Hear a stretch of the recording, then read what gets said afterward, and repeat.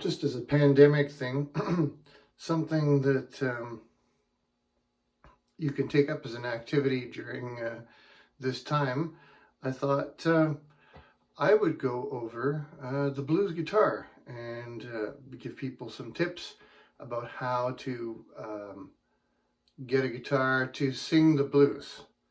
And I do mean sing. The blues is a form that is all about drama and dynamics and storytelling. And to the extent that you use the guitar in the blues, like any instrument, you're just there to help tell the story.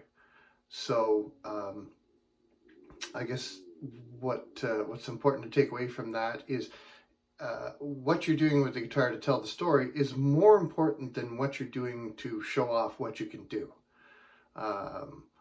It's great if your buddies think you're a good guitar player, but it's all got to be about service to the song and what it is you're trying to tell, whether it's instrumental because there's a story there, or whether it's something with words. Everything you do with the guitar, both in the rhythm as well as riffing, that's all got to be about telling the story.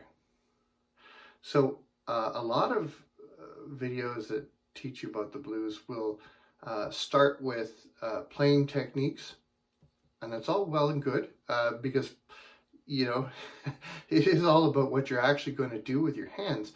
But I want to start with tone before we get into that. Tone is important even for a beginning guitar player, because what excites you about learning is that when you hear the sounds come out of the guitar, you know that's the sound that you want to have. And it's a sound that gives you enough control over the instrument that you don't just give up. If you haven't quite got the notes, you haven't quite got the playing style, but it sounds good, you'll stay interested. And that's why tone is important and why it's the first thing we'll try and tackle in these videos. So this is a tone I have set right now.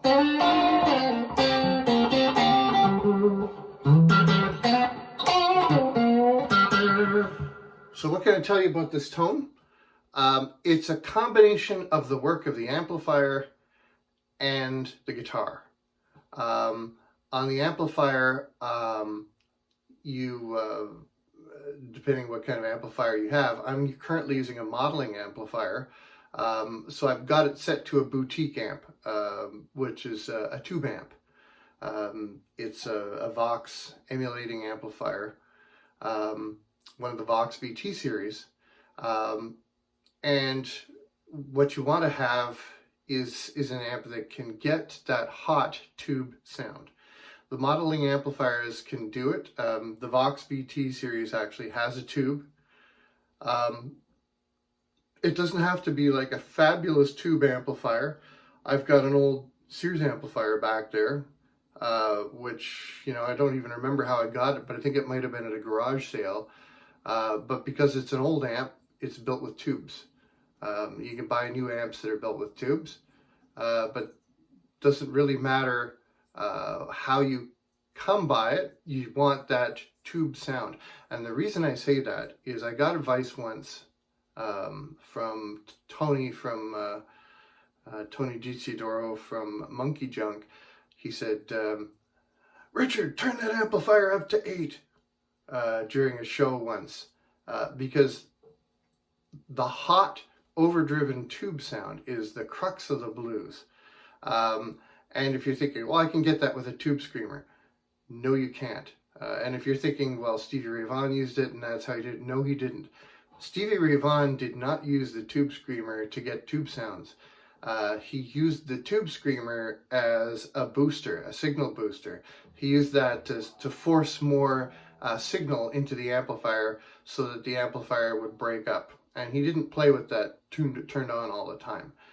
Really getting the good blues sound is about kicking a bit of power into the amplifier or out of the amplifier, making the amplifier have to work for the sound. You can hear that the amplifier is just crunching up the signal a little bit. This is something a distortion pedal doesn't quite do. Like I said, it's a combination of what the amp and the guitar is doing. So on the guitar, I've got the tone roll, or the volume roll off a bit. So I actually have the ability, remember I said that blues is all about drama. So I have the ability to take it up a notch. My ideal sound is set for something less than everything. And then if I want to get really dramatic in a song and bring the song to a peak that it didn't have early on.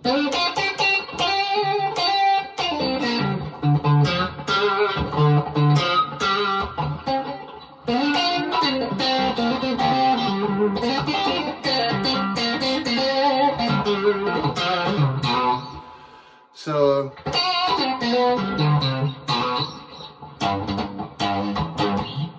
apologize for playing. It's 6:40 in the morning, so I'm not warmed up yet.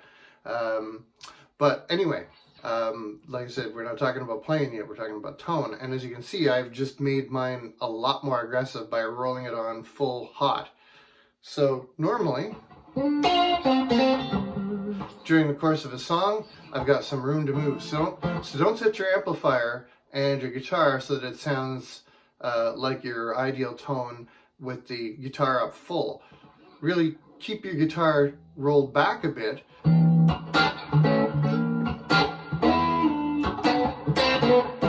So you've got some room to move.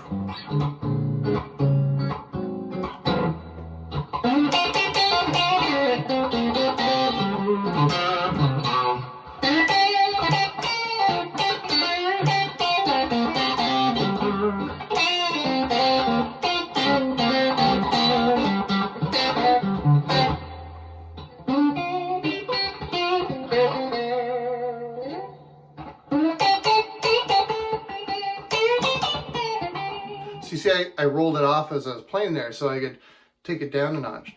And the blues is all about drama, so you need to have room on the guitar to bring it up and to take it down. So the guitarist part in all of this is to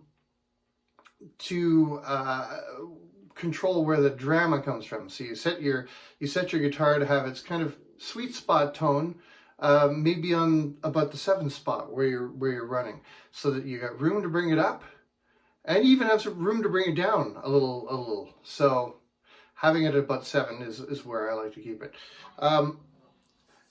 The use of your pickups can be critical on a guitar. This is a Telecaster.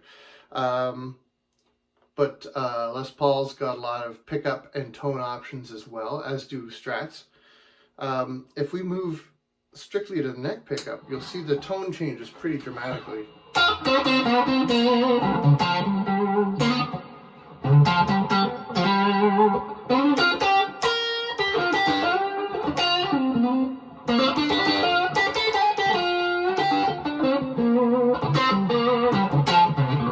So it's a fatter tone on the neck pickup and an extremely biting tone on the bridge pickup where the saddle is.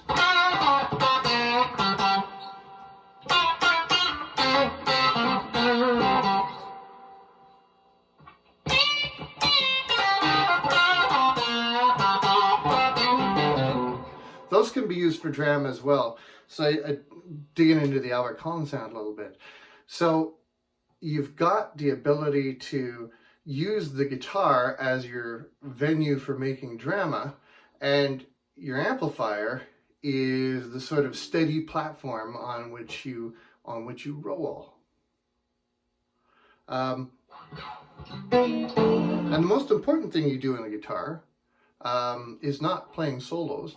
Like I said, it's telling stories, and a lot of the time, if you're singing particularly, what's going to be important is the tone while you're just accompanying yourself singing. You want to be in sound frequencies your voice isn't going to clash with. And you want to soften and lighten your playing and toughen it to collaborate with the voice. I'll show you what I mean. So I'll sing something, and you'll see that I'm changing my playing to suit the singing. Well, I see my baby coming around the bend. Well, I see my baby coming around the bend. I just hope and pray my heart won't end. So I'm letting the voice take the lead when I'm singing something, and then I let the guitar sort of step in and answer the singer when I am not singing. So that's where the drama in your playing comes in. You need to, like a performer in theater, you need to let your character drift into the background when someone else has their lines. And then when you have their lines, you need to sort of position yourself a bit more in the foreground. And as a guitar player, you have to be very sensitive to everything else that's going on. Particularly if you're in an ensemble, you are not the only person who is needing to be heard. Because just as movies and drama are about sharing the storytelling between all the people who are part of the narrative, so is music. You are sharing the narrative with every other musician that you're working with, and it's important to step forward when it's your time, but most of the time not step forward when it's not. And that is true of every instrumentalist you were playing with. In the blues, typically there's no drum solo, but there are times where what the drummer is doing is the most important thing going on. In slow blues, it can be particularly important. That the bass and the guitar will be just doing nothing more than sustaining slight chords and ambience, but the drummer will be delivering a steady tap. So even in slow blues, there's times where the drummer you don't think of ever as being in the foreground of blues, but really for a slow blues number they kind of are. And you just have to be sensitive that everybody who's part of what is happening in the music is part of the storytelling and is occasionally going to need to come into the foreground. So as a guitar player, there's a time to not do that.